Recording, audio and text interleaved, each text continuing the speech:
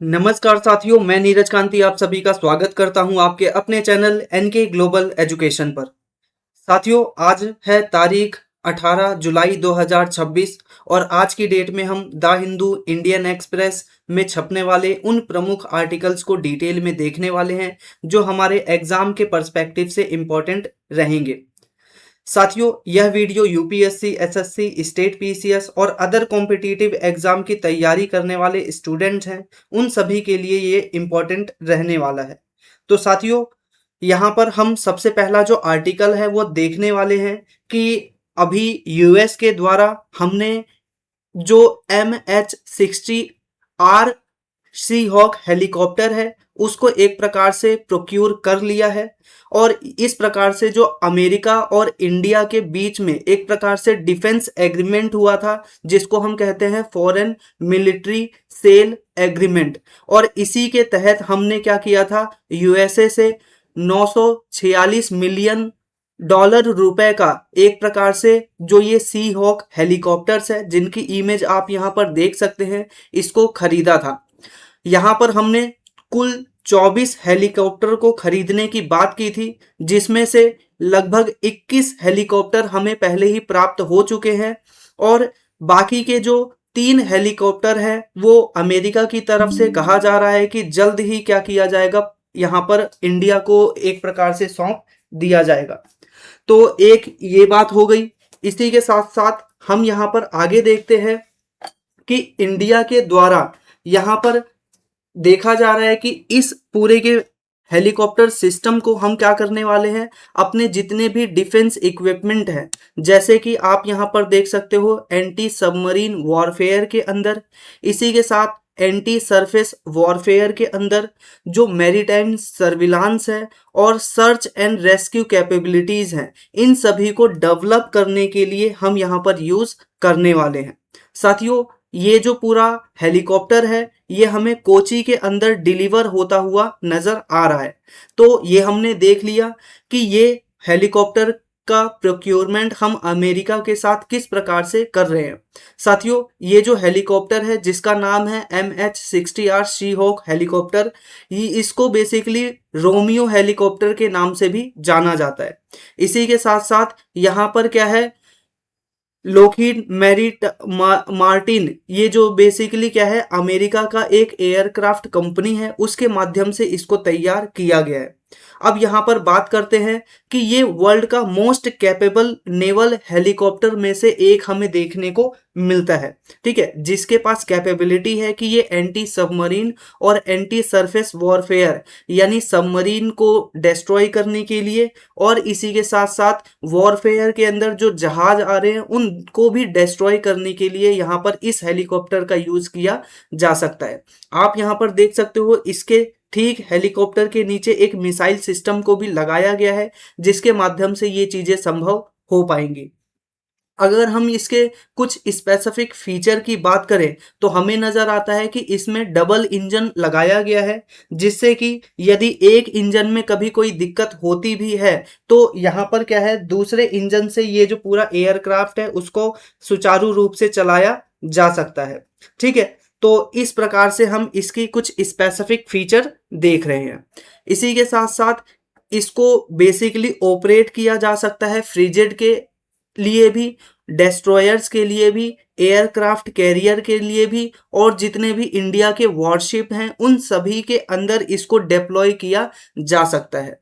इसी के साथ साथ हम यहाँ पर देखते हैं कि एयरबोर्न लो फ्रीक्वेंसी सोनर जो रडार सिस्टम है वो इसके अंदर लगाया गया है, ताकि ये जो समुंदर है उसके नीचे जितने भी सबमरीन जा रहे हैं उन सभी को डिटेक्ट कर पाए। और इससे फायदा ये होगा कि एक प्रकार से हम क्या है, जो दुश्मन देश की सबमरीन है जो अंडर वाटर अटैक करती हैं उनको हम यहाँ पर डिटेक्ट कर पाएंगे। इसी के साथ साथ इसके अंतर्गत ANAPS 153 multi modal maritime radar यहाँ पर लगाया गया है, जिससे कि हम बहुत बड़े रेंज के अंतर्गत क्या है, मैरीटाइम जो हमारा एरिया है उसका सर्विलांस हम कर पाएंगे। इसी के साथ साथ आप यहाँ पर देख सकते हो कि इलेक्ट्रॉनिक सपोर्ट मेजर्स भी इसके अंतर्गत लगाए गए हैं और इसी के साथ इलेक्ट्रॉनिक वॉरफेयर सिस्टम को भी इसके अंतर्गत लगाया गया है। अब इन सभी इक्विपमेंट की वजह से इसकी खास बात ये हो जाती है कि ये ऑल वेदर कंडीशन में ये बेसिकली काम कर सकता है। ये डे में भी कर सकता है, नाइट में भी काम कर सकता है, और वेदर कैसा भी हो, चाहे मॉनसून या फिर चाहे हाई हीट हो, दोनों ही कंडीशन में ये काम कर सकता है। इसी के साथ आप यहाँ पर देखोगे कि इसके ऊपर बहुत सारे हम चीज़ों को लगा सकते हैं या फिर मशीनरी है उसको फिट कर सकते हैं। जैसा कि अभी मैंने आपको इमेज में ही दिखाया, आप यहाँ पर देख सकते हो इसके अंदर कुछ मिसाइल सिस्टम को यहाँ पर लगाया गया है।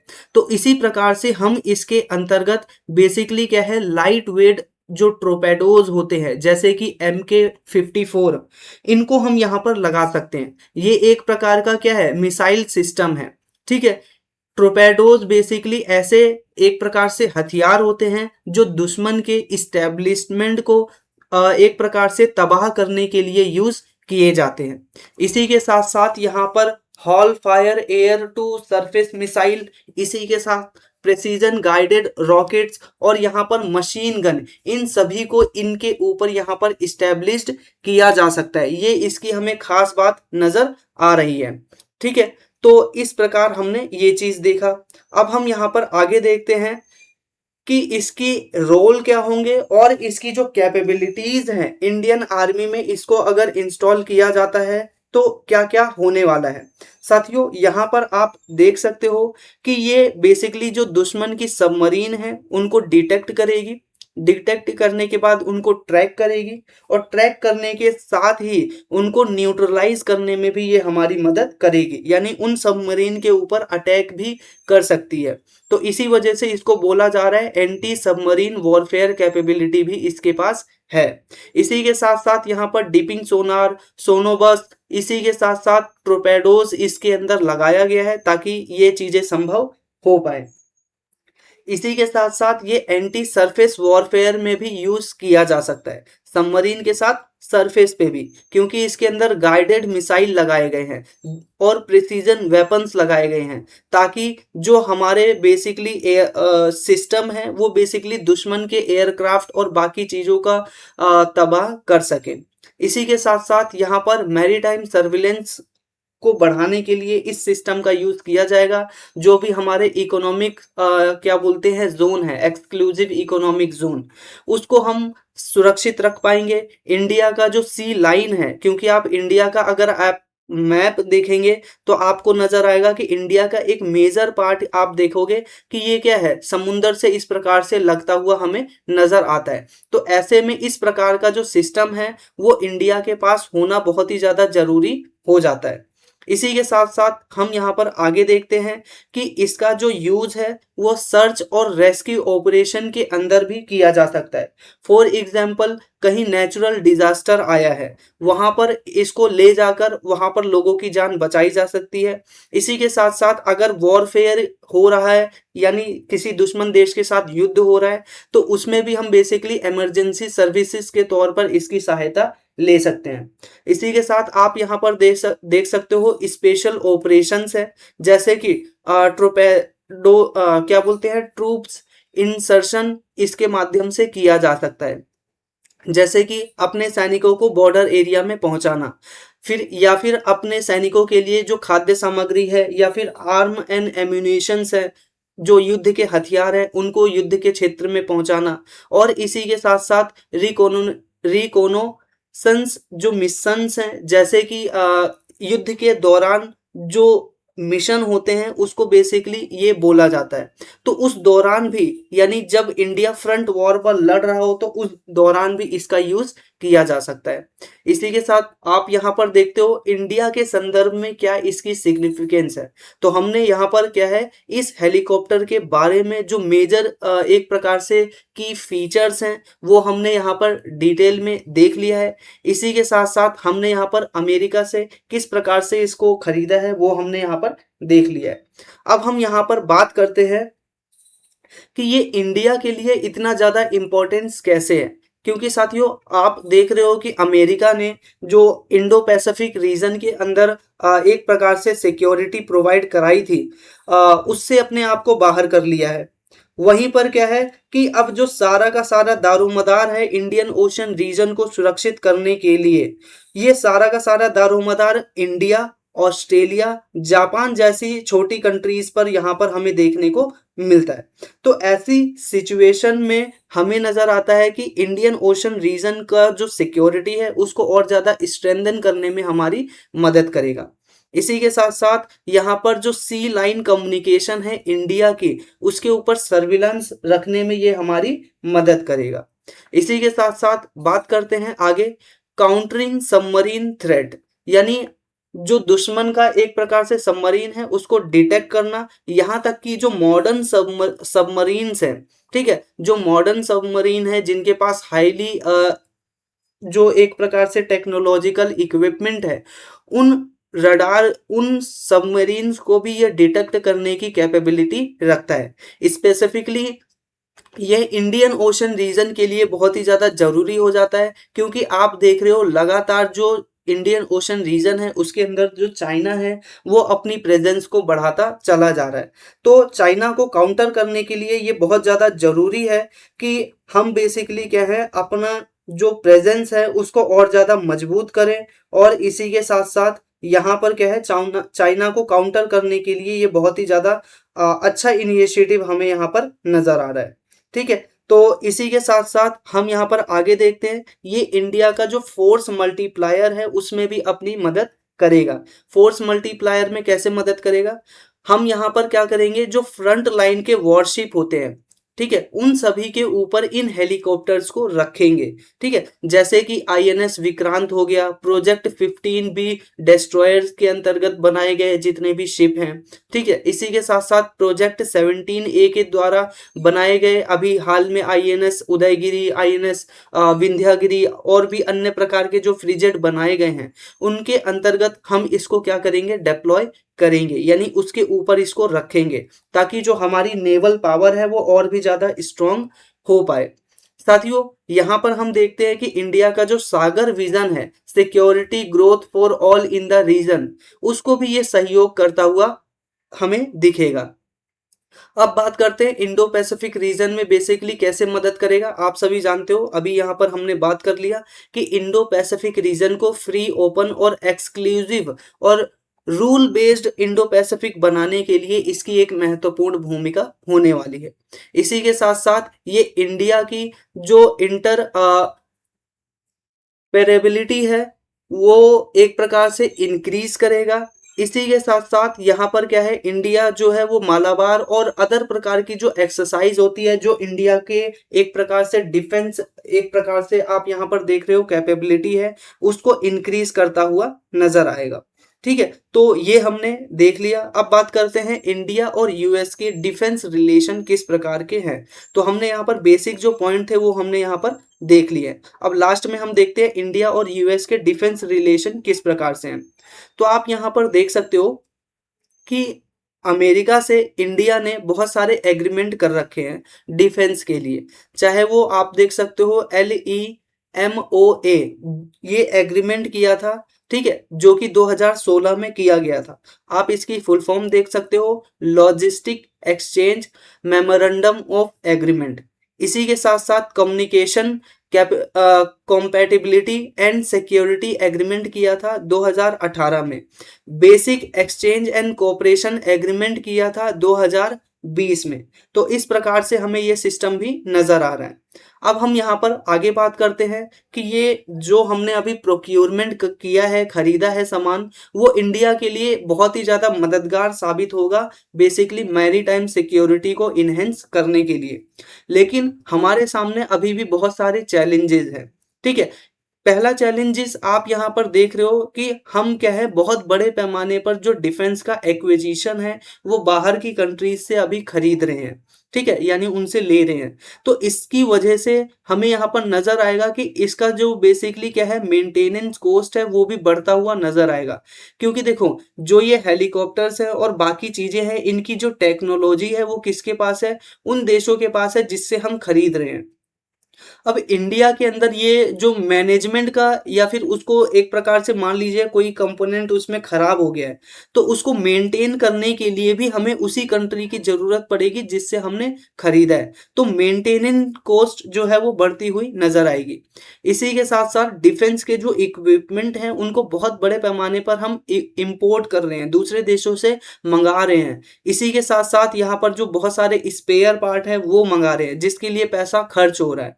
इसी के साथ-साथ यहाँ पर क्या है, इस वजह से ज़रूरी है कि हम अपना जो इंडिजिनस कैपेबिलिटी है वो और ज़्यादा स्ट्रॉन्ग करें और देश के अंदर ही ये जो ज़्यादा से ज़्यादा डिफेंस के इक्विपमेंट हैं उनको बनाएं और इंडिया को आत्मनिर्भर भारत की तरफ लेकर जाएं। साथियों, इसी के साथ साथ यहाँ पर क्या है, हम देख रहे हैं कि अंडर वाटर वॉरफेयर जो टेक्नोलॉजीज हैं वो लगातार बढ़ती चली जा रही हैं। ऐसा नहीं है कि सिर्फ इंडिया अपने आप को डेवलप कर रहा है, बल्कि चाइना और पाकिस्तान और अदर कंट्रीज जो जो यहाँ पर हमें नजर आती हैं वो सब भी अपने पूरे के पूरे सिस्टम को यहाँ पर डेवलप करते हुए नजर आ रही हैं।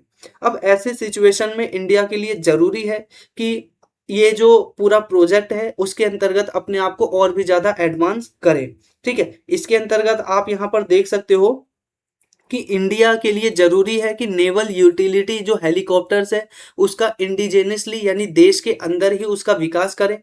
Multi naval multi role helicopters हैं उनका इंडिया के अंदर इंडिजेनियसली डेवलपमेंट करें। इसी के साथ साथ ये जो पूरा वॉरफेयर सिस्टम है, जैसे कि आप यहाँ पर देख रहे हो हमारी नेवी है, नेवी के साथ हमारा एयर फोर्स है, एयर फोर्स के साथ हमारा क्या बोलते हैं थल सेना है, ठीक है, जिसको हम बेसिकली इंडियन आर्मी बोलते हैं। इन सभी का इंटीग्रेशन करना जरूरी है और इनके इंटीग्रेशन के साथ साथ हमें नए जो टेक्नोलॉजीज हैं जैसे कि सैटेलाइट्स को, ड्रोन्स को और यहाँ पर क्या है बाकी चीज़ों को जैसे कि इंफॉर्मेशन फ्यूजन सेंटर, इन सभी को इंटीग्रेट करने की यहाँ पर ज़रूरत है ताकि हम अपनी जो सिक्योरिटी है उसको और ज़्यादा अच्छे से तरीके से कर सके। इसी के साथ साथ indigenous sensor, under water drones और एडवांस सोनार सिस्टम को डेवलप करना इंडिया के लिए बहुत ही ज़्यादा ज़रूरी है। अगर हम इसको डेवलप करते हैं तो इंडिया की जो पोजीशन है वो काफ़ी अच्छी होती हुई हमें नज़र आएगी। साथियों, आपने ये जो पूरा आर्टिकल पढ़ा उसकी आप समरी यहाँ पर देख सकते हो और समरी के साथ साथ ये एक क्वेश्चन है आप सभी के लिए। इस क्वेश्चन को अटेम्प्ट करने का अभी ही कोशिश कीजिएगा, वीडियो को पॉज कीजिए और यहाँ पर पढ़िए क्या लिखा है, फिर उसके बाद इसको टैकल कीजिए। यहाँ पर बात की जा रही है MH-60R शी-होक हेलीकॉप्टर के बारे में। यहाँ पर बोला जा रहा है कि ये एक प्रकार से मल्टी रोल नेवल हेलीकॉप्टर है। तो मैंने आपको बताया क्या कि ये क्या नेवल हेलीकॉप्टर है या नहीं, तो आपको बताना है। इसी के साथ साथ ये एंटी सबमरीन और एंटी सरफेस वॉरफेयर दोनों में यूज होती है।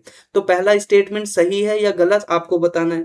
It is manufactured by Lockheed Martin, ठीक है, या फिर क्या बोलते हैं सिकोर्स्की एयरक्राफ्ट। ये स्टेटमेंट सही है या गलत आपको बताना है। थर्ड स्टेटमेंट है can be it can be operated from warship such as destroyer, frigate, aircraft carrier. तो ये स्टेटमेंट सही है नहीं। It is an indigenous developed helicopter under the Atmanirbhar Bharat initiative. तो यहाँ पर चौथा स्टेटमेंट सही है या नहीं आपको यहाँ पर बताना है। तो इन्हीं के बिहाफ पर यहाँ पर नीचे कुछ ऑप्शन दिए गए हैं। Option A 1, 2 and 3, option B 1 and 4, option C 1, 2, 3 and 4, option D 1, 2, 3 and 4। इनमें से कितने ऑप्शन ठीक है या कौन सा ऑप्शन ठीक है ये आपको यहाँ पर कमेंट बॉक्स में बताना है। और ये था अपना क्वेश्चन नंबर फर्स्ट। इसी के साथ अब हम यहाँ पर बढ़ते हैं अपने नेक्स्ट आर्टिकल की तरफ। साथियों, नेक्स्ट आर्टिकल में बात की जा रही है SIR के बारे में। अब SIR है क्या, जिसको आप जानते हो स्पेशल इंसेंटिव रिवीजन के रूप में।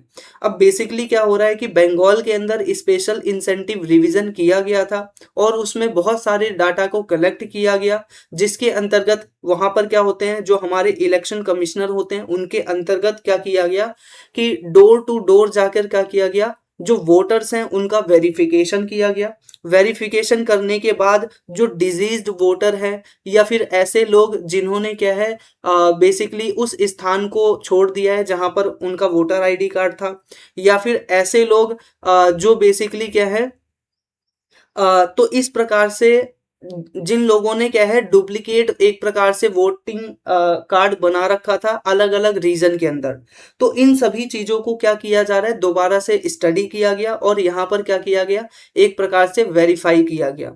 और ये जो पूरा प्रोसेस है इसी को बेसिकली स्पेशल इंसेंटिव रिवीजन के नाम से जाना जाता है।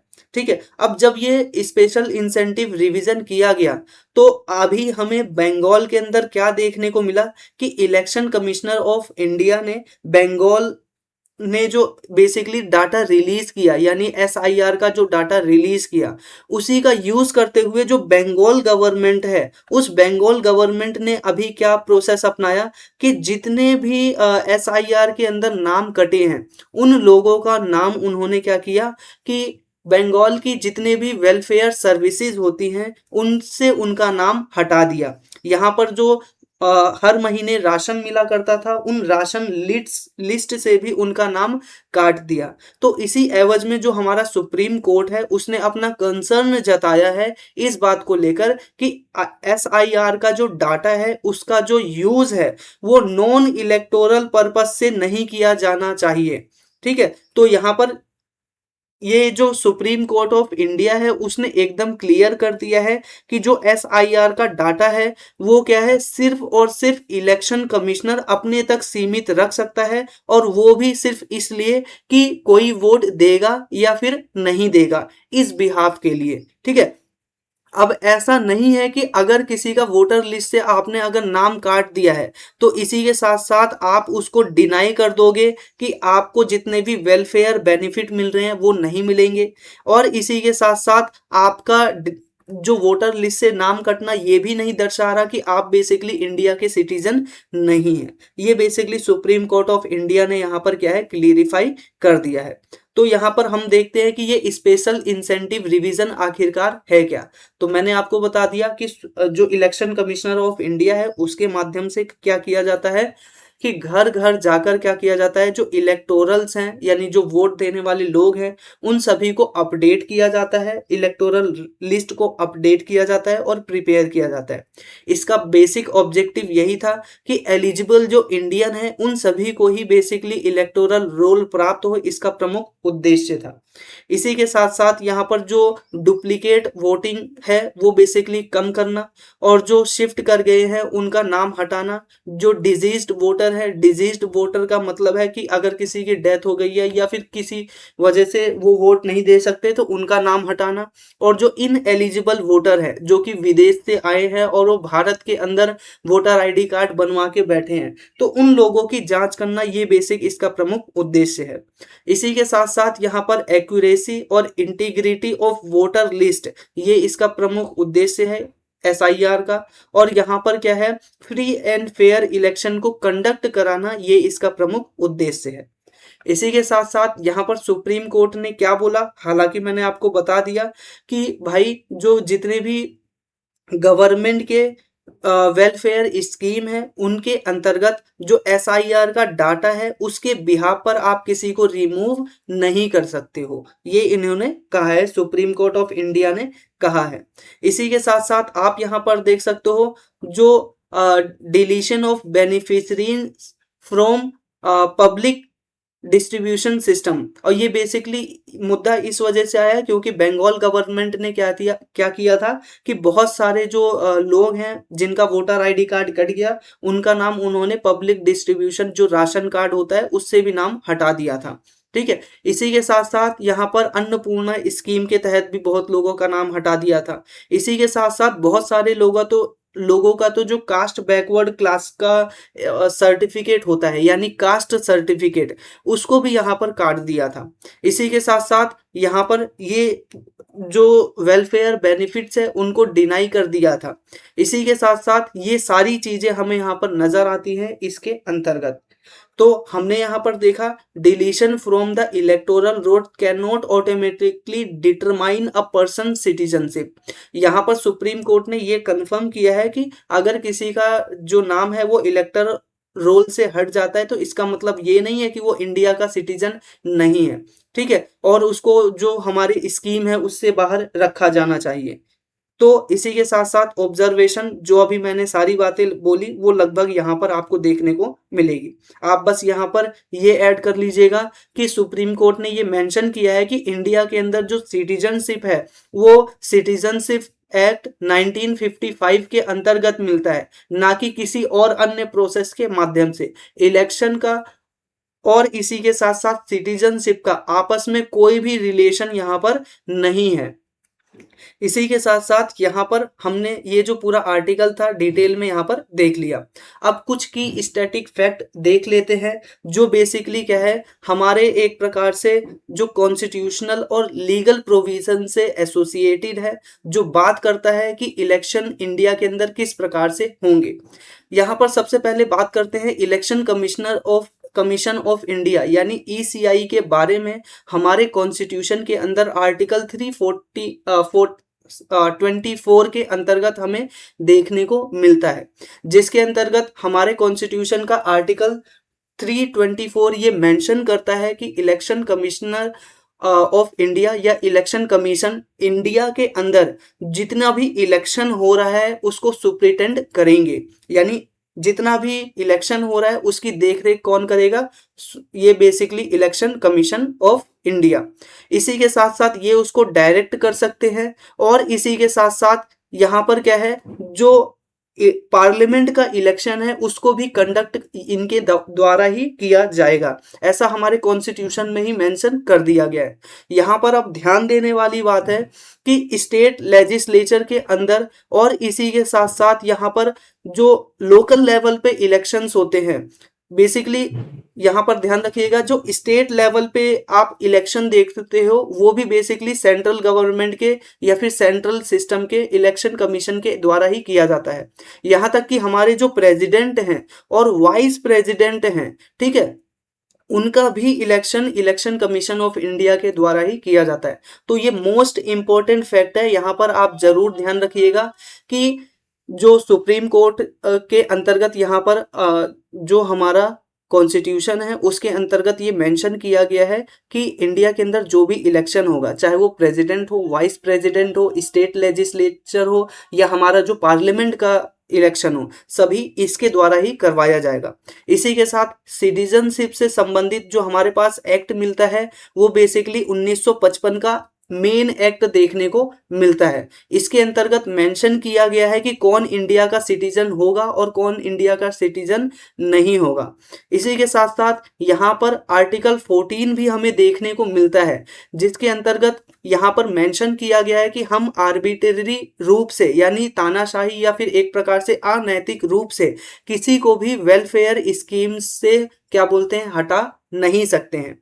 इसी के साथ साथ आर्टिकल 21 के अंदर भी हमें मेंशन मिलता है कि protection of life and personal liberty से संबंधित, जिसके अंदर बोला जा रहा है कि फूड सिक्योरिटी और सोशल प्रोटेक्शन ये किसी भी इंडिविजुअल का क्या है, एक क्या है, मौलिक अधिकार है, ठीक है, जो कि आर्टिकल 21 के अंतर्गत हमें देखने को मिलता है।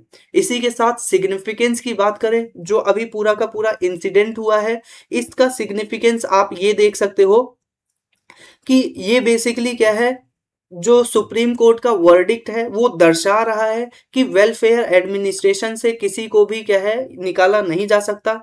जो इलेक्शन कमिश्नर है उसके ऊपर कुछ कॉन्स्टिट्यूशनल लिमिट है और यहाँ पर जो सिटीजन्स हैं उनके एक प्रकार से राइट का प्रोटेक्शन यहाँ पर कॉन्स्टिट्यूशन में देखने को मिलता है।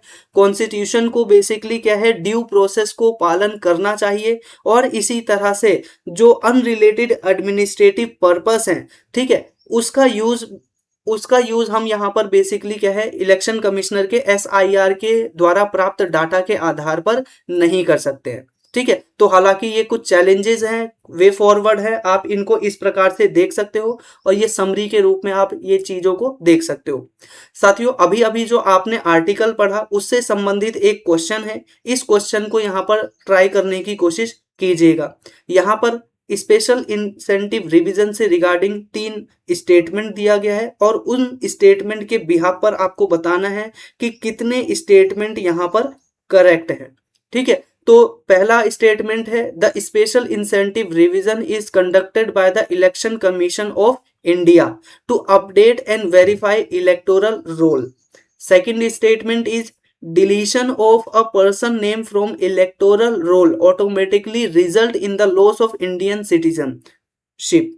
तो यहाँ पर आपको बताना है सेकंड स्टेटमेंट ठीक है कि नहीं, कि जो इलेक्टोरल रोल है उससे आपका नाम कटना ये दर्शाता है कि आपका सिटीजनशिप से भी नाम कट गया, सही है या नहीं आपको बताना है। इसी के साथ the delimitation of The determination of Indian citizenship is governed by the Citizenship Act 1955।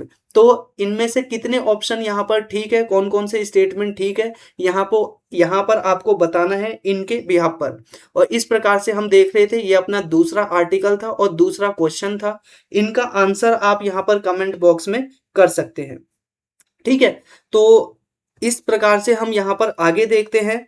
ये हमारा नेक्स्ट यहाँ पर आर्टिकल नजर आ रहा है, जम्मू कश्मीर से संबंधित है। और ये जम्मू कश्मीर नहीं, बेसिकली संबंधित आपको नजर आ रहा है मनसबल लेक से संबंधित। साथियों यहाँ पर जम्मू कश्मीर और अदर जो हमारे यहाँ पर देख सकते हो रूरल यहाँ पर मनसबल डेवलपमेंट अथॉरिटी, इसके माध्यम से क्या किया गया, जो झील होती है, लेक होती है, उसको और ज़्यादा प्योरीफाई करने के लिए, उसको संरक्षित करने के लिए बहुत सारे कदम उठाए जाते हैं। और उसी संरक्षण के बीच में जो हमें नज़र आता है जम्मू कश्मीर के अंदर, आप यहाँ पर इमेज में देख सकते हो, जम्मू कश्मीर के अंदर हमें यहाँ पर इंडिया का एक प्रकार से डीपेस्ट फ्रेश वाटर लेक देखने को मिलता है, जिसका नाम है मनसबल लेक। और इसको पुनः जीवंत कर दिया है, इसको रिटर्न ऑफ यहाँ पर बेसिकली माइग्रेटरी बर्ड है यहाँ पर हमें देखने को मिलता है। बेसिकली इस अथॉरिटी के माध्यम से क्या किया गया, इस पूरे लेक को साफ किया गया। और साफ करने के बाद हम अब ये देख रहे हैं कि बहुत सारी जो माइग्रेटरी बर्ड है अब वो यहाँ पर आना स्टार्ट कर दी हैं। तो इससे हमें पता चलता है कि किस तरह से इंडिया जो है वो एक प्रकार से रामसर कन्वेंशन और जो इंडिया ने ग्लोबल एक प्रकार से लेवल पर जो अपना एनवायरनमेंट है और इकोसिस्टम है उसको डेवलप करने का जो टारगेट ले रखा है उसमें हम काम करते हुए नजर आ रहे हैं। इसके अंतर्गत जो ये संस्था है इसने क्या किया, यहाँ पर जो लेक है उसके अंदर जो डी वीडिंग है वो प्रोसेस किया। इसी के साथ साथ यहाँ पर ड्रेडिंग प्रोसेस यूज किया और वाटर की क्वालिटी को यहाँ पर इम्प्रूव किया।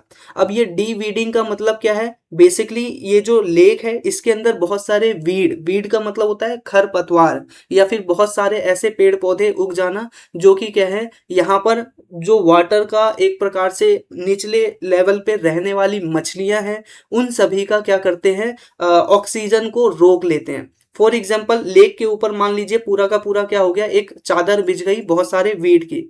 अब ऐसे सिचुएशन में क्या होगा कि जो ऑक्सीजन है वो बेसिकली क्या है, वाटर के थ्रू एक प्रकार से ऊपर नीचे नहीं हो पाएगी।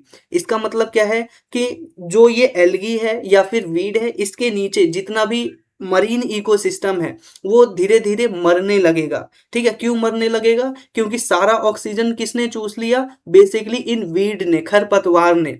ठीक है, तो इस आधार पर हम यहाँ पर देख रहे हैं डी वीडिंग की गई, यानी इन सभी खरपतवारों को वहां से हटाया गया। ठीक है, अब यहाँ पर जो मनसबल लेक है उसके बारे में कुछ स्टैटिक फैक्ट एक बार देख लेते हैं। जैसे कि आप यहाँ पर देख सकते हो क्या बोलते हैं, जो गंदेरबाल डिस्ट्रिक्ट है वहां पर हमें ये जो लेक है नजर आता है जम्मू कश्मीर के अंदर, यहाँ पर श्रीनगर से लगभग 30 किलोमीटर की दूरी पर। इसी के साथ साथ ये हमें नजर आता है कि ये डीपेस्ट और फ्रेश वाटर लेक हमें नजर आता है इंडिया के अंदर। अगर हम इसके डेप्थ की बात करें तो हमें नजर आता है कि लगभग 43 फीट या दूसरे शब्दों में कहें 13 मीटर इसकी गहराई हमें नजर आती है। इसी के साथ साथ ये जो पूरा लेक है वो 2.8 किलोमीटर तक के दायरे में अवस्थित है, यानी लगभग 3 किलोमीटर तक के दायरे में ये अवस्थित है। ठीक है, इसी के साथ हम यहाँ पर देखते हैं कि जबरवान जो हिल है, ठीक है, वो इसके चारों ओर यहाँ पर अवस्थित हमें नजर आती है। ये आप देख सकते हो जबरवान हिल, उसी इसको चारों ओर से यहाँ पर ये घेरता है। इसी के साथ साथ यहाँ पर हम देखते हैं कि लोटस ब्लूम जो वेटलैंड है, और यहाँ पर क्या है, सीनिक ब्यूटी, इन सभी चीजों के लिए ये लेक बहुत ज्यादा फेमस है। अब यहाँ पर मेन आर्गुमेंट की बात कर लेते हैं जो यहाँ पर की जा रही है, कि बहुत सारे एफर्ट लगाए गए प्रोटेक्शन करने के लिए इस पूरे एरिया को, जो कि हमें रिजल्ट दिखा रहे हैं कि हम यहाँ पर देख रहे हैं 46 स्पीसीज जो माइग्रेटरी बर्ड की है वो हमें अब इस स्थान पर नजर आने लग गई हैं। इसी के साथ ये 46 जो स्पीसीज है वो 23 फैमिली से यहाँ पर बिलोंग करती हैं। इसके अंदर आप यहाँ पर इन सभी पक्षियों के नाम देख सकते हो, मलबार्ड, व्हाइट हेडेड डक, यहाँ पर यूरेशियन हुपोई, इसी के साथ यूरेशियन कोलार्ड डोव, और भी अन्य प्रकार की जो बर्ड्स हैं वो अब इन लेक के अंदर आने लग गई हैं। ठीक है, तो इससे हमें पता चलता है कि जो हमारा कंजर्वेशन का पूरा प्रोसेस था वो सक्सेसफुल रहा। हमने यहाँ पर डीवीडिंग की, यानी एक्वेटिक जितने भी वीड है उन सभी को हटाया, जिससे कि वाटर का फ्लो है वो एकदम बढ़िया हो पाया, और वाटर का फ्लो जो है वो बढ़िया होने की वजह से जो ऑक्सीजन का लेवल है वह इंक्रीज हुआ। ठीक है, यहाँ पर आप देख सकते हो कि ऑक्सीजन का लेवल क्या हुआ, इंक्रीज हुआ, और यहाँ पर इकोसिस्टम फिर बाकी डेवलप हुए। इसी के साथ ड्रेजिंग यहाँ पर की गई। इसका मतलब है कि 70,000 स्क्वायर फीट यहाँ पर रिस्टोर किया गया। जो लेक की डेप्थ है और जो वाटर का एक प्रकार से सर्कुलेशन है उसको यहाँ पर रिस्टोर किया गया। अब इसका बेसिक मतलब ये है कि नॉर्मल सी बात है, ये आप जो पूरा लेक देख रहे हो, इस लेक के अंदर पता है बहुत सारे एरिया से पानी आता है। फॉर एग्जांपल इस पहाड़ का पानी इसी लेक में आएगा, ये जो पूरा गांव का पानी है वो इसी लेक में आएगा, इसके चारों ओर जो पहाड़ियां हैं वो सारी की सारी इसी लेक में आती थी। तो पहले क्या हो गया था, जितना भी यहाँ पर क्या बोलते हैं, इन पहाड़ों से आने वाला जो पानी इसके अंदर जा रहा है उसके अंदर जो रुकावटें आ गई थी उन सभी रुकावटों को यहाँ पर गवर्नमेंट के द्वारा हटाया गया। तो इसी को बेसिकली बोला जा रहा है कि ड्री डीजिंग। इसी के साथ साथ यहाँ पर हम देख रहे हैं कि वाटर की क्वालिटी को भी इम्प्रूव किया गया, और नेचुरल जो ड्रेनेज है, मैंने आपको बताया विभिन्न पहाड़ों से होते हुए जो ड्रेनेज है उन सभी को यहाँ पर क्या किया, रिस्टोर किया। इसी के साथ साथ वाटर बजटिंग भी यहाँ पर गवर्नमेंट के द्वारा किया गया। अब वाटर बजटिंग क्या प्रोसेस होता है, इसको मेंटेन करने के लिए गवर्नमेंट के द्वारा क्या किया, जम्मू कश्मीर की गवर्नमेंट के द्वारा बड़े पैमाने पर क्या पैसा अलग से खर्च किया गया, और इसी को बोला जाता है वाटर बजटिंग। इसके अंतर्गत जो पैसा खर्च किया गया वो इकोलॉजिकल फ्लो को मेंटेन करने के लिए, और जो लेक की कैरिंग कैपेसिटी है उसको इंक्रीज करने के लिए। बेसिकली कैरिंग कैपेसिटी क्या होता है, किसी भी चीज की ऐसी कैपेसिटी जो कि बहुत सारी वस्तुओं को अपने अंदर धारण करके रख सकती है। यानी ये जो लेक है मछलियों को यहाँ पर पाल सकती है, ये जो लेक है कुछ स्पेसिफिक जो मरीन एक्वेटिक एनिमल हैं उनको यहाँ पर पाल सकती है। तो उसकी जो कैपेसिटी है उसको इंक्रीज करने का यहाँ पर जो बजट है वो हम यहाँ पर देख रहे हैं। इसी के साथ साथ जो वेस्ट वाटर मैनेजमेंट है उसका भी यहाँ पर सिस्टम यहाँ पर लगाया गया है। अब ऐसा क्यों किया गया है, पहले क्या होता था कि गांव का जितना भी कूड़ा करकट है, सीवेज वेस्ट है, वो सभी के सभी इस लेक के अंदर हम छोड़ देते थे, और लेक के अंदर जैसे ही छोड़ते थे तो बहुत सारे जो हाईली केमिकल वगैरह है सब लेक में मिल जाते थे। जो सॉलिड वेस्ट है बेसिकली उसको भी अब यहाँ पर मैनेज किया जा रहा है, क्योंकि जो सॉलिड वेस्ट है वो बेसिकली पानी के थ्रू यहाँ पर जाते जाते इस लेक के अंदर आ जाते थे, जिसकी वजह से जो लेक है वो बहुत ही ज्यादा प्रदूषित हो जाता था। तो इस चीज को यहाँ पर सुधारने के लिए ये सारे काम किए गए। इसी के साथ इंपॉर्टेंट बात कर लेते हैं कि अब ये जो लेक को हमने इतना ज्यादा जीर्णोद्धार किया है या इसको दोबारा से री इमर्ज किया है, उसका स्पेसिफिक फायदा क्या होगा अब देखते हैं। सबसे पहले फायदा ये होगा कि जो हैबिटेट का रिस्टोरेशन है वो हम यहाँ पर कर रहे हैं, जो मरीन एक्वेटिक एनिमल हैं उनके लिए। इसी के साथ साथ जो सेंट्रल एशियन फ्लाईवे बर्ड एक प्रकार की हमें माइग्रेटरी बर्ड नजर आती है वो अब यहाँ पर और ज्यादा बढ़ने लग गई है।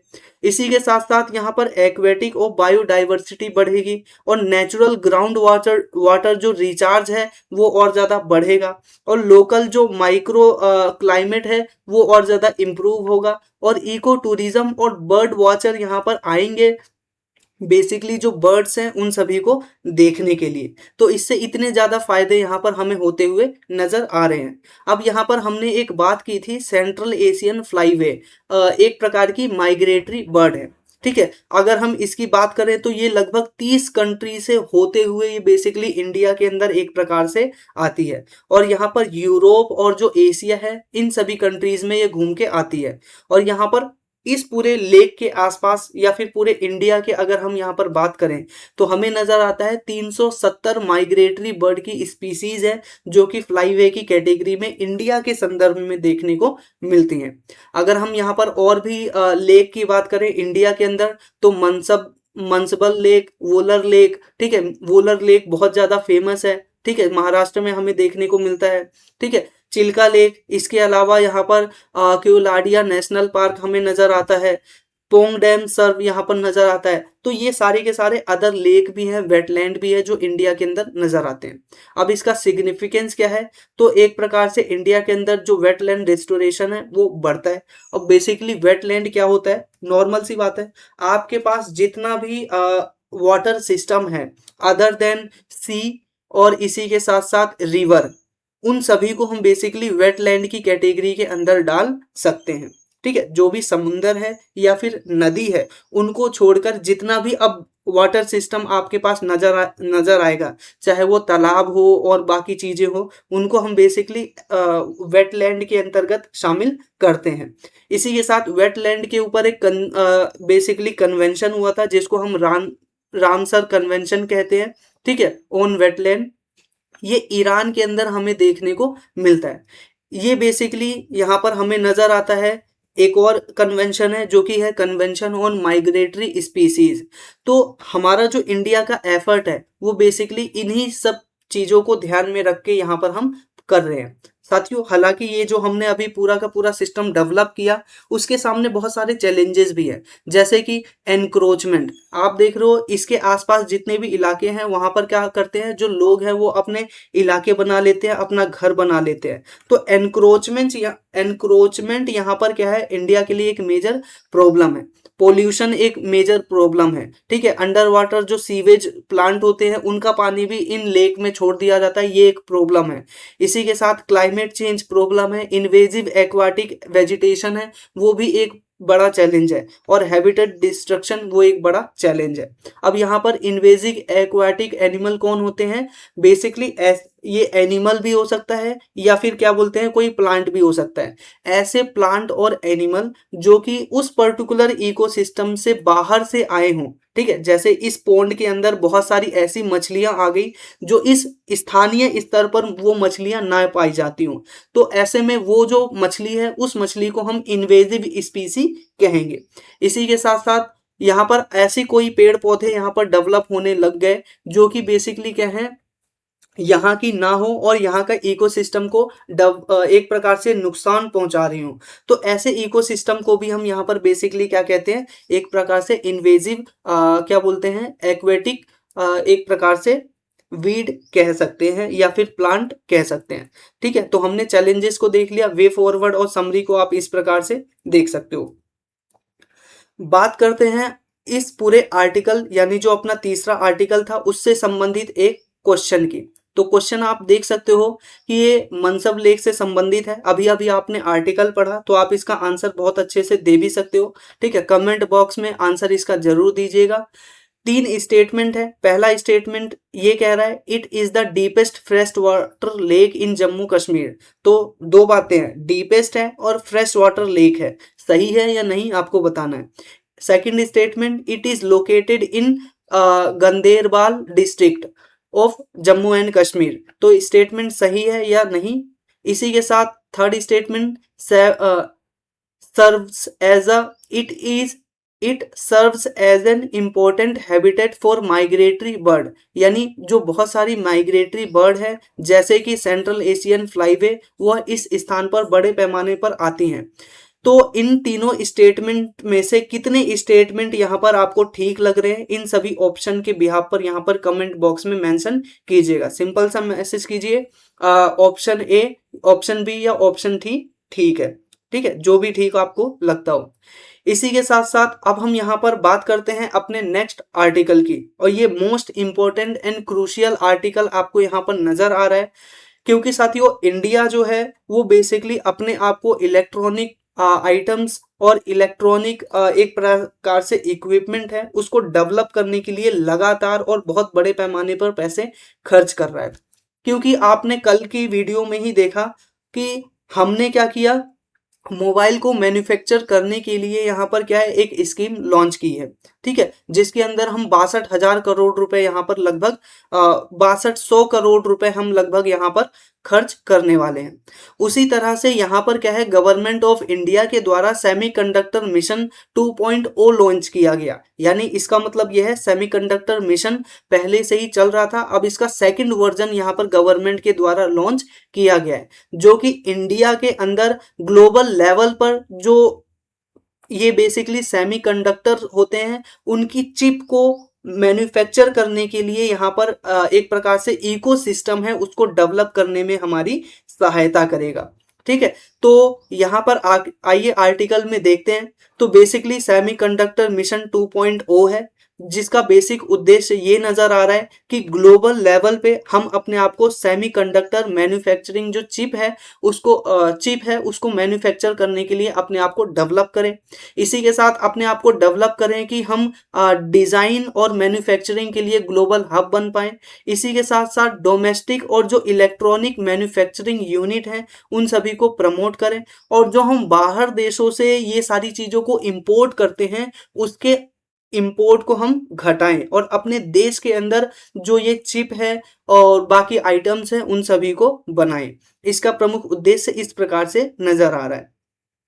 अब हम यहाँ पर बात करते हैं कि इंडिया का सेमीकंडक्टर मिशन बेसिकली क्या था, यानी फर्स्ट वाले की यहाँ पर अभी हम बात कर रहे हैं। तो ये इंडिया का एक फ्लैगशिप इनिशिएटिव था, जिसके अंतर्गत हमने ये बोला था कि जो सेमीकंडक्टर का और डिस्प्ले होता है, सेमीकंडक्टर और डिस्प्ले उन दोनों का मैन्युफैक्चरिंग इकोसिस्टम हम यहाँ पर बनाएंगे। ठीक है, तो यहाँ पर पहले वाले के अंदर हमने यही बात की थी कि डिस्प्ले और इसका जो सेमीकंडक्टर है वो बनाएंगे सिर्फ और सिर्फ।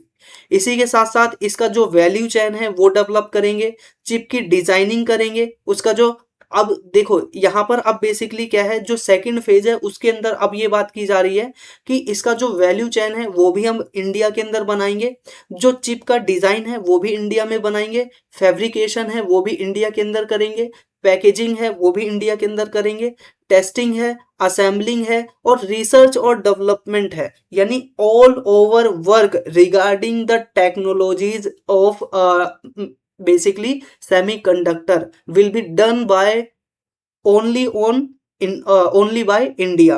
ठीक है, इसी के साथ साथ हम यहाँ पर देख रहे हैं, अब बात करते हैं सेमीकंडक्टर मिशन 2.0। ये बेसिकली जो सेकंड फेज है वो ये बात करता है कि इसके अंतर्गत हम जो स्ट्रेटेजिक डोमेस्टिक कैपेबिलिटी है उसको इंक्रीज करेंगे। कैसे इंक्रीज करेंगे, जो फैब्रिकेशंस हैं सेमीकंडक्टर के उसको बनाएंगे। इसी के साथ मैंने आपको ऊपर बता ही दिया ये सारे पॉइंट कि चिप, असेंबली, पैकेजिंग, इसी के साथ स्किल, ह्यूमन कैपिटल, डिजाइन और इंटेलेक्चुअल प्रॉपर्टी राइट, सारी चीजों को क्या है इंडिजेनियसली हम यहाँ पर काम करने वाले हैं। ठीक है, तो आप यहाँ पर चीजों को समझ चुके होंगे कि कितने बड़े लेवल पे ये जो मिशन है वो इंडियन गवर्नमेंट के द्वारा लॉन्च किया जा रहा है। अब बात आती है कि ये जो सेमीकंडक्टर है वो आखिरकार हमारे लिए इतना ज्यादा इंपॉर्टेंट है ही क्यों। ठीक है, तो इंडिया के लिए ये इतना ज्यादा इंपॉर्टेंट इस वजह से भी हो जाता है क्योंकि आप जितने भी इलेक्ट्रॉनिक आइटम्स देखोगे, ठीक है, जितने भी आप इलेक्ट्रॉनिक अपने आसपास आइटम देखोगे आसपास, वो सारे के सारे कहीं ना कहीं इससे बने हुए हैं, चाहे वो smartphone, computer, artificial intelligence, data centre, electronic vehicles, 5G 6G technology, defence equipment, medical equipment, consumer electronics, space and satellite technology, यहाँ तक कि स्पेस और सैटेलाइट टेक्नोलॉजी है वो सब भी क्या है इसी के माध्यम से यहाँ पर डेवलप किए जाने वाले हैं। तो ये इंडिया की यहाँ पर क्या है ये बेसिकली इनकी क्या है इंपॉर्टेंस है। साथियों अगर हम इसके अंदर पीछे हुए तो नॉर्मल सी बात है इन सभी टेक्नोलॉजी के अंदर इंडिया पीछे हो जाएगा, और हम ये बिल्कुल भी नहीं चाहते। इस वजह से हम इंडिया क्या कर रहे हैं, सेमीकंडक्टर के ऊपर इतने बड़े पैमाने पर पैसा खर्च कर रहे हैं। ठीक है, तो ये बात हमने यहाँ पर क्लियर कर ली। अब बात करते हैं लैंडस्केप, यानी पूरा अगर हम सेमीकंडक्टर के इकोसिस्टम को देखें तो हमें नजर आता है ग्लोबल लेवल पे बहुत सारे प्लेयर पहले से ही मौजूद है। सबसे बड़ा प्लेयर है ग्लोबल लेवल पे वो है ताइवान, क्योंकि अगर आप देखोगे इंडिया, नॉट इंडिया, वर्ल्ड पे आप देखोगे तो ताइवान ही एक ऐसी कंट्री है जिसके पास सबसे बड़ा यूनिट है बेसिकली, जो एक प्रकार से सेमीकंडक्टर है उसको बनाने का। ठीक है, ग्लोबल लीडर के रूप में ताइवान काम करता है। इसके अलावा साउथ कोरिया, यूएसए, जापान और नीदरलैंड, इन सभी के पास भी ये बेसिकली टेक्नोलॉजी हमें नजर आती है। साथियों, यहाँ पर एक और इम्पोर्टेंट और ये मोस्ट इम्पोर्टेंट फैक्ट यहाँ पर आपको नजर आता है, क्योंकि हाल ही में जो इंडियन गवर्नमेंट है उसने क्या किया है, नीदरलैंड से एक प्रकार से एग्रीमेंट किया है। वो एग्रीमेंट किस चीज का किया है कि हम आपसे क्या करेंगे, बेसिकली एक्सट्रीम जो अल्ट्रा वायलेट एक प्रकार से लिथोग्राफी है उसको खरीदेंगे। अब ये basically extreme ultra voltaic lithography है, उसका यूज यहाँ पर हमें देखने को मिलता है जो सेमीकंडक्टर होते हैं उनका चिप को बनाने में। यानी जो आप ये पूरा चिप देख रहे हो, इस चिप को बनाने के अंदर बेसिकली ये एक प्रकार की मशीन है। ठीक है, आप यहाँ पर देख रहे हो एकदम बारीक पॉइंट लगाना, बारीक डॉट लगाना, बारीक से इसका क्या बोलते हैं चिप के अंदर मैन्युफैक्चरिंग करना, ये आम रोबोट के मुकाबले नहीं हो पाता। लेकिन इसके लिए हमें चाहिए एकदम हाईली प्रिसीजन क्या है, एक प्रकार से इलेक्ट्रॉनिक इक्विपमेंट या फिर रोबोटिक्स। और ये रोबोटिक्स हमें कहाँ से प्राप्त हो सकता है, बेसिकली नीदरलैंड से, क्योंकि नीदरलैंड ही है दुनिया का सबसे क्या बोलते हैं बड़े पैमाने पर एक्सपोर्ट करने वाला ऐसे इक्विपमेंट जो कि क्या है, सेमीकंडक्टर चिप को बनाते हो।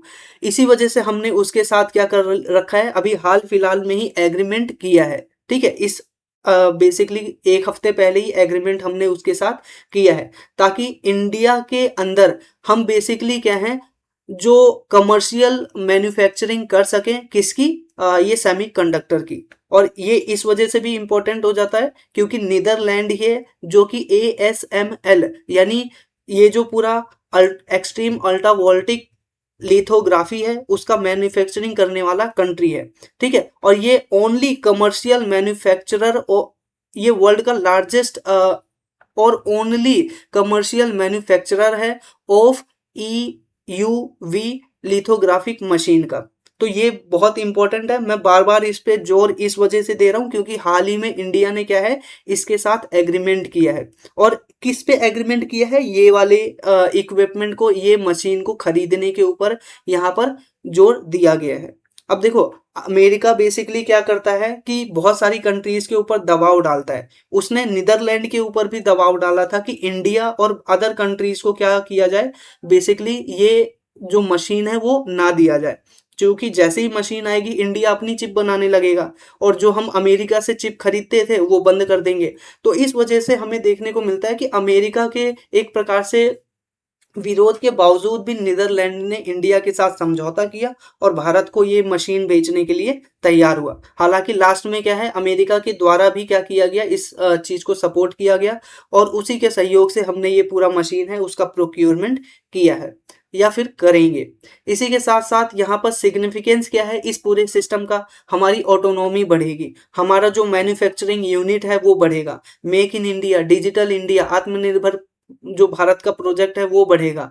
और यहाँ पर हमें देखेंगे कि ह्यूमन कैपेसिटी जो है यानी स्किल डेवलपमेंट है वो इंडिया के अंदर और हो पाएगा। इंडिया के अंदर जो मैन्युफैक्चरिंग चिप्स होती हैं या सेमीकंडक्टर चिप्स होते हैं उनका एक प्रकार से सप्लाई चेन है वो और ज़्यादा मजबूत होगा, क्योंकि हम जानते हैं कि कोविड-19 के टाइम में क्या होता है, जो चाइना है उसने वर्ल्ड को ये चिप देने से मना कर दिया था जिससे कि ग्लोबल लेवल पे प्रॉब्लम्स आ गई थी। इसी के साथ नेशनल सिक्योरिटी के लिए इंडिया के लिए बहुत ही ज़्यादा जरूरी हो जाता है। हालांकि आप यहाँ पर चैलेंजेस भी देख सकते हो कि शुरुआत में ऐसी फैक्ट्रियों को लगाना बहुत ही मुश्किल है क्योंकि बहुत ज़्यादा पैसा चाहिए होगा। दूसरा क्या है कि अभी भी हम डिपेंडेंस हैं टेक्नोलॉजी को बाहर देशों से इंपोर्ट करने के लिए। इसी के साथ साथ इस तरह की जो मशीनें हैं वो बेसिकली क्या है, जो कि हाई कटिंग जो वाली टेक्नोलॉजी है उसको अभी इंडिया के अंदर बेसिकली क्या है, बहुत ही ज़्यादा लिमिटेड एक्सेस देखने को मिलता है। तो इस वजह से भी यहाँ पर चुनौती है। और दूसरी सबसे बड़ी अगली चुनौती क्या है, वर्ल्ड लेवल पे पहले से ही हमारे कॉम्पिटिटर मौजूद हैं और हाई लेवल के कॉम्पिटिटर मौजूद हैं, ठीक है। और यहाँ पर स्किल डेवलपमेंट जो वर्क फोर्स है उसका भी हमें ये चीज़ करना पड़ेगा। ऐसा नहीं है कि हमने स्किल फोर्स जो तैयार है नहीं किया और इस प्रकार की फैक्ट्रियों को पहले ही स्थापित कर दिया। हमें जो हमारा एक प्रकार से पूरा ह्यूमन एक प्रकार से कैपिटल है, जिसको हम बेसिकली स्किल कैपिटल कहते हैं, स्किल्ड ह्यूमन कैपिटल कहते हैं, उसको भी डेवलप करना हमारे लिए बहुत ही ज़्यादा जरूरी है। इसके लिए हम रिसर्च और डेवलपमेंट पे फोकस करें, इन्वेस्टमेंट और ज़्यादा से ज़्यादा करें। जो इंडस्ट्री है और एकेडमिया है उसके कोलैबोरेशन के लिए हमारे लिए ये बहुत ज़्यादा ज़रूरी है।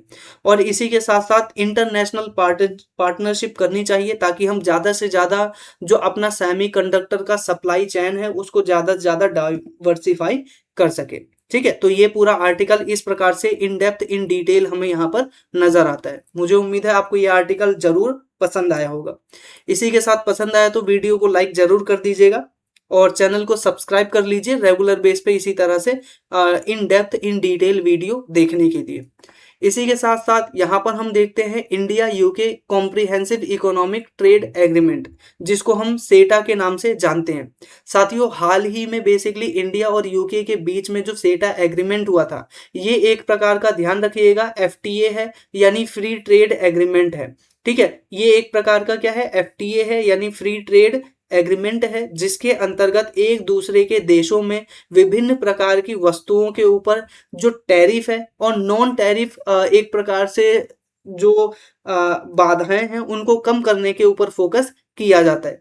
उसको अभी क्या किया था, 16 या फिर ठीक है, अभी 2 दिन या 3 दिन पहले क्या है, ऑफिशियली इसको क्या किया गया है, लागू कर दिया है, ठीक है। तो उसी के संदर्भ में आप यहाँ पर आर्टिकल देख रहे हो कि सेटा को हमने इंडिया और यूके के बीच में जो एग्रीमेंट हुआ था वो हमने लागू तो कर दिया है, लेकिन अब हमारे लिए एक मेजर चैलेंज ये है कि हम अपनी कंपनियों को इतना ज्यादा एडवांस कर पाए कि बेसिकली यूके की जो मार्केट है उसके अंदर अपने सामान को उतार पाए।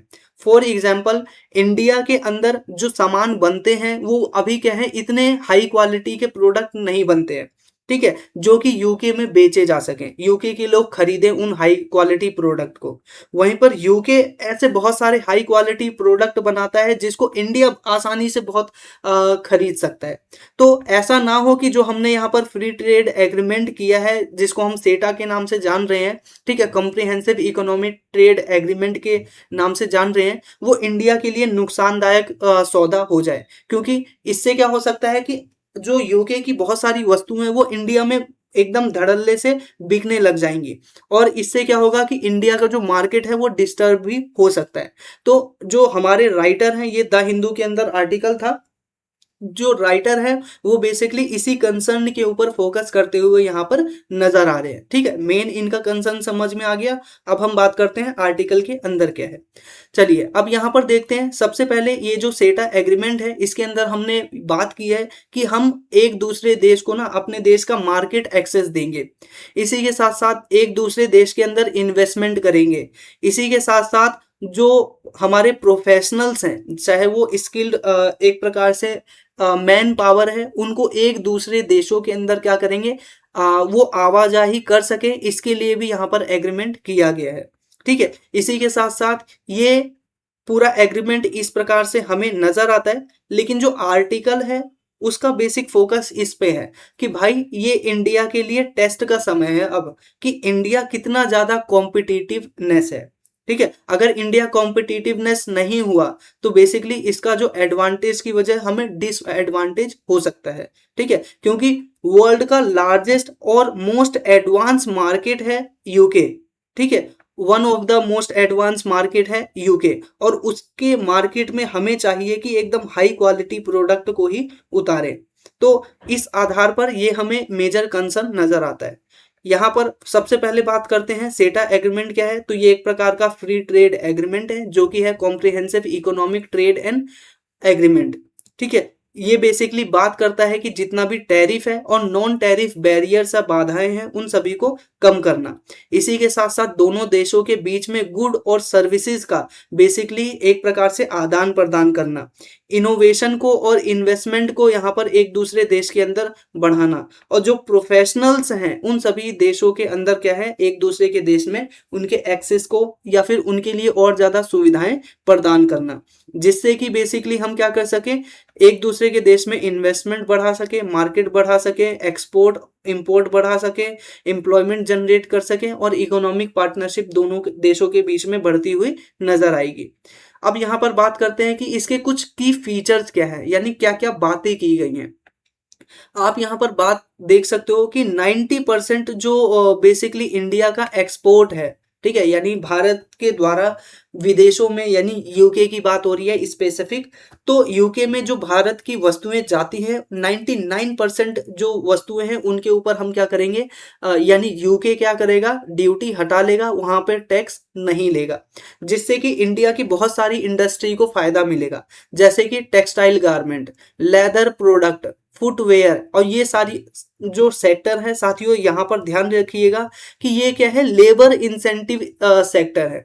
साथियों, इंडिया का बेसिकली टारगेट ये है कि इंडिया को हम बेसिकली विकसित भारत देखना चाहते हैं, और विकसित भारत तभी बनेगा जब इंडिया के अंदर जो मैन्युफैक्चरिंग सेक्टर है वो एडवांस होगा, जो हमारा लेबर बेसिकली क्लास है उसकी जो इनकम है उसमें बढ़ोतरी होगी।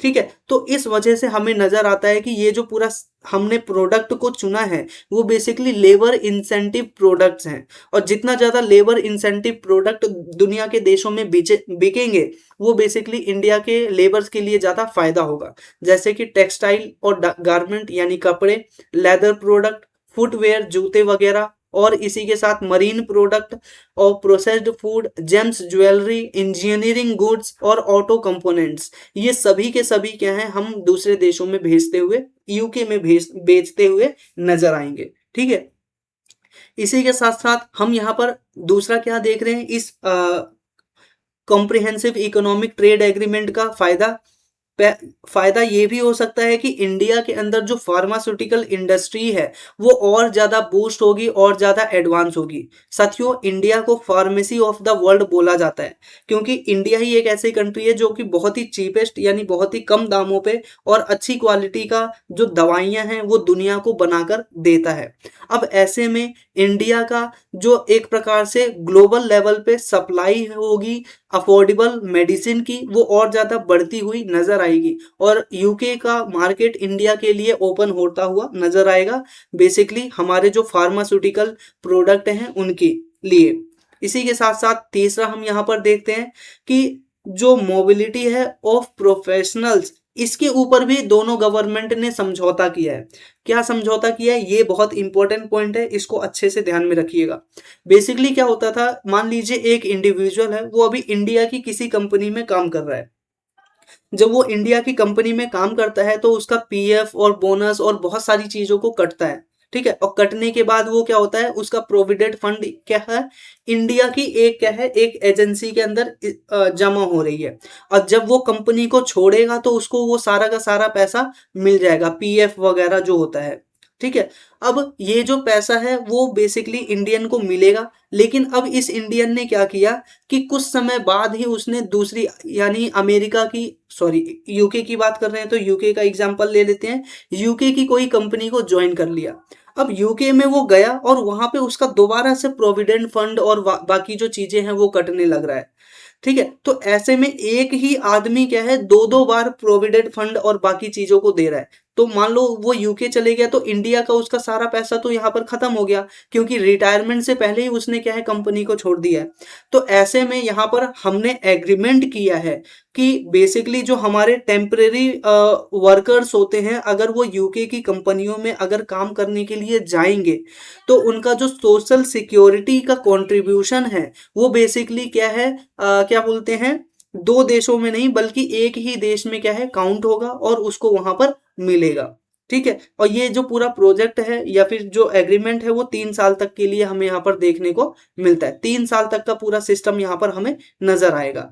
ठीक है, यानी 3 साल तक के लिए कोई दूसरे देश में यूके में जा रहा है और वहां पे काम कर रहा है और वापस आके वो उसी कंपनी में काम करेगा, तो यहाँ का जो बाकी जो सोशल सिक्योरिटी का फंड है वो बेसिकली इस कंपनी के आधार पर मिलेगा, इंडिया की कंपनी के आधार पर मिलेगा।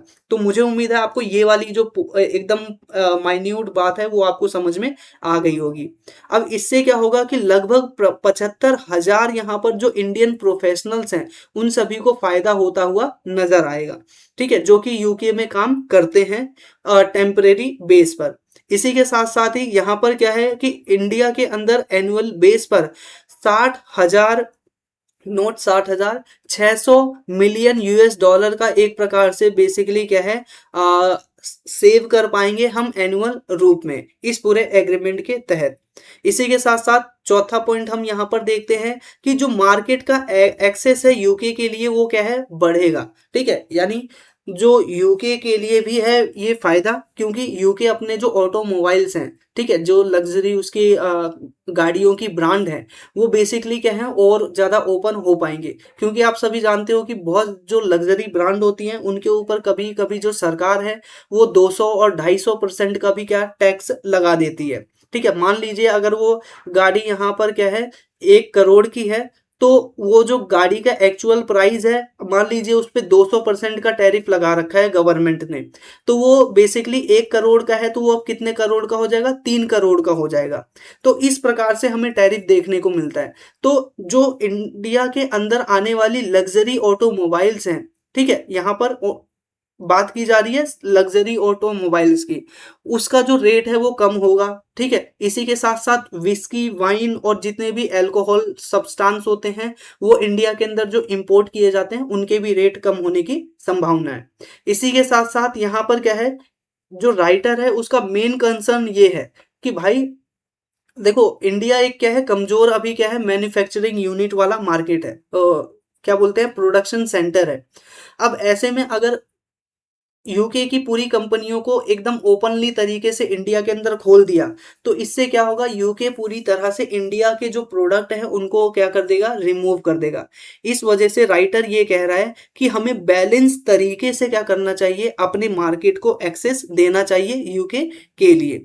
ठीक है, अब यहाँ पर सिग्निफिकेंट इंडिया के लिए क्या है, इंडिया का जो एक्सपोर्ट है वो बढ़ेगा, नॉर्मल सी बात है। एम्प्लॉयमेंट है वो भी बढ़ेगा, जो हमारा जीवीसी है ग्लोबल वैल्यू चेन है वो भी बढ़ेगा, और जो कॉम्पिटिटिवनेस है वो इंक्रीज होगा, और जो स्ट्रेटेजिक पार्टनरशिप है यूके के साथ वो और ज़्यादा बढ़ता हुआ नजर आएगा, specially in the case of Brexit. साथियों आप सभी जानते हो कि यूरोपियन यूनियन एक कंट्री थी जहाँ की 13 देश थे, 13 देशों की इकोनॉमी हमें यहाँ पर क्या है जुड़ी हुई नजर आती थी। अब जो यूके है उसने अपने आप को उससे बाहर कर लिया है, और इसी वजह से हम यहाँ पर देखते हैं कि यूके अब नए नए बाजार खोज रहा है ताकि वो यूरोप के अलावा अन्य देशों के बाजार में अपने सामान को उतार सके। तो इसलिए इंडिया यूके के लिए बहुत ज़्यादा जरूरी हो जाता है क्योंकि उसने अपने आप को ब्रेग्जिट कर लिया है। ठीक है, इसी के साथ साथ यहाँ पर हमें नजर आता है चैलेंजेस क्या है, भाई डोमेस्टिक जो मैन्युफैक्चरिंग है उसको बढ़ाना पड़ेगा, ये एक मेजर चैलेंज है। इसी के साथ साथ जो हमारा प्रोडक्ट होता है उनकी क्वालिटी बढ़ानी पड़ेगी, यूके के जो स्टैंडर्ड है उसके अनुसार सेट करना पड़ेगा। हमारे जो मीडियम स्मॉल और यहाँ माइक्रो स्मॉल और मीडियम एंटरप्राइजेज हैं उनको और ज़्यादा बढ़ाना पड़ेगा। इसी के साथ साथ यहाँ पर जो इंडिया के अंदर लॉजिस्टिक और जो एक्सपोर्ट इंफ्रास्ट्रक्चर है उनको हमें और ज़्यादा डेवलप करने की ज़रूरत है। ये हमारे सामने क्या है कुछ मेजर चैलेंजेस हैं जिनको हम बेसिकली क्या है सुधार करके आगे बढ़ सकते हैं। और इस प्रकार से आप देख सकते हो वे फॉरवर्ड के रूप में ईज ऑफ डूइंग बिजनेस को बढ़ावा देना चाहिए, स्किल डेवलपमेंट करना चाहिए, क्वालिटी स्टैंडर्ड इंप्रूव करना चाहिए, एमएसएमई को और ज़्यादा छूट देनी चाहिए, इनोवेशन के ऊपर फोकस करना चाहिए, और टेक्नोलॉजी एडॉप्शन के ऊपर यहाँ पर इंडिया को फोकस करना चाहिए।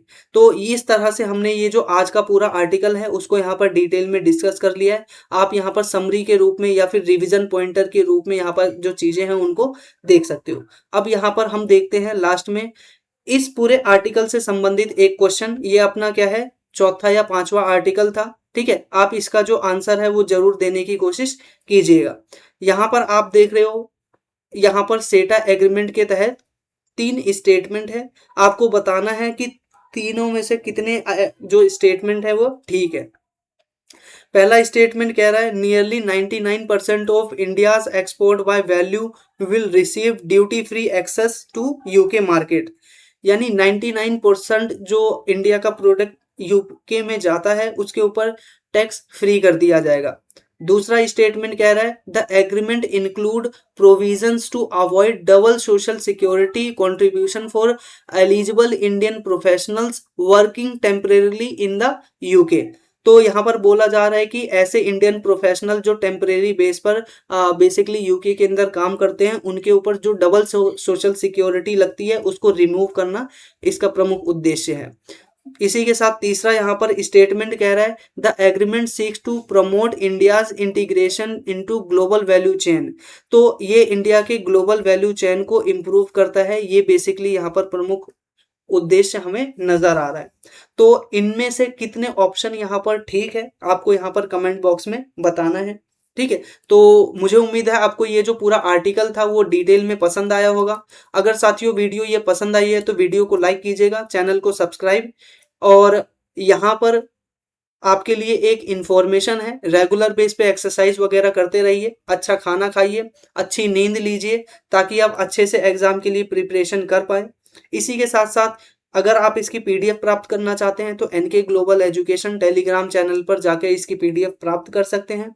और इसी के साथ करंट अफेयर का अगर वन स्टॉप सॉल्यूशन प्राप्त करना चाहते हैं जिसमें आपको डेली, वीकली, मंथली और पूरे साल भर का करंट अफेयर चाहिए तो आप ये 499 में एक ग्रुप है उसको ज्वाइन कर सकते हैं। ठीक है, इसके अंदर आप यहाँ पर देख सकते हो ये व्हाट्सएप नंबर है, इसके ऊपर कांटेक्ट करके आप ग्रुप में ज्वाइन हो सकते हैं। ये टेलीग्राम का ग्रुप होगा। इसके अंतर्गत क्या होगा, जितना भी आपके पास पहले आर्टिकल्स हैं वो आपको संरक्षित मिल जाएंगे, और इसी के साथ साथ इन फ्यूचर जितना भी आर्टिकल आने वाला है वो आपको यहाँ पर इस ग्रुप के अंदर मिलता रहेगा। इसी के साथ साथ यहाँ पर आप देख सकते हो कांटेक्ट करने के लिए आप ये क्यूआर कोड को भी स्कैन कर सकते हो। ये अपना मंथली मैगजीन इस प्रकार है, जनवरी से लेकर दिसंबर का। ये यूपी पीसीएस स्टूडेंट्स के लिए ये मैगजीन तैयार की गई है जिसके अंदर सब्जेक्ट वाइज आपको सारे कंटेंट दिए जाएंगे जो प्रीलिम्स 2026 को टारगेट करके बनाया गया है। इसी के साथ यूपीएससी स्टूडेंट्स के लिए प्रीलिम्स 2027 को टारगेट करते हुए ये आप पूरे साल भर का मैगजीन देख सकते हो। स्पेसिफिक इंडियन पॉलिटी और अदर सब्जेक्ट के लिए भी होगा M2M प्रोग्राम के अंतर्गत, जिसमें मार्च 2026 से लेकर मार्च 2027 तक का संपूर्ण करंट अफेयर आपको यहाँ पर मिलेगा।